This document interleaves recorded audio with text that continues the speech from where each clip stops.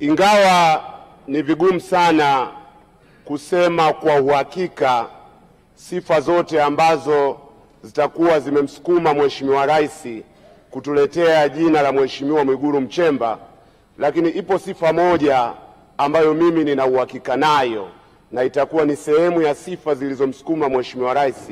Ni ukweli kwamba Mheshimiwa Mwigulu Nchemba ni mtu mchapakazi.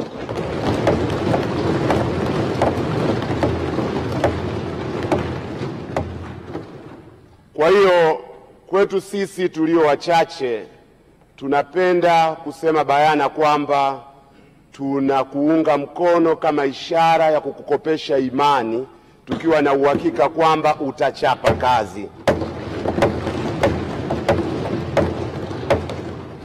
Na maeneo ya matarajio yetu ni mengi sana, lakini hatuna muda hapa.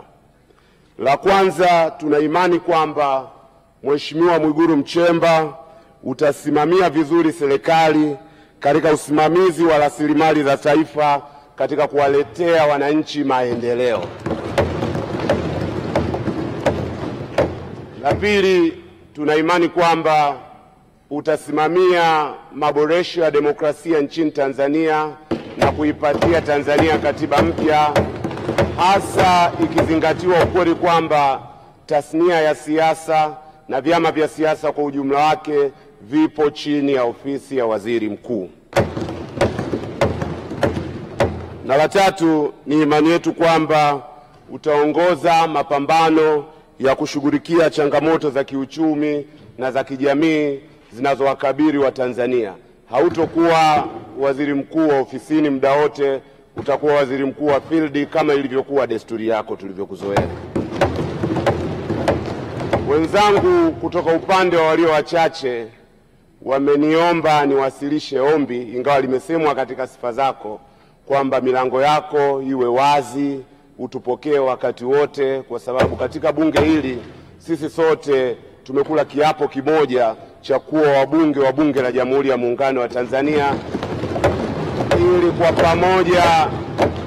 kwa pamoja tusaidie jitihada za kuwaletea wananchi wetu maendeleo.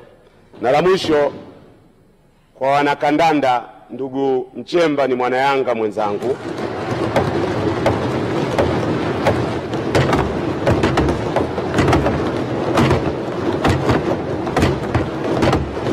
Lakini ni imani yangu kwamba pendekezo la uteuzi huu litakuwa linaleta faraja sio kwa wanayanga peke yao, bali kwa wanasimba na kwa Watanzania kwa ujumla. Asanteni sana.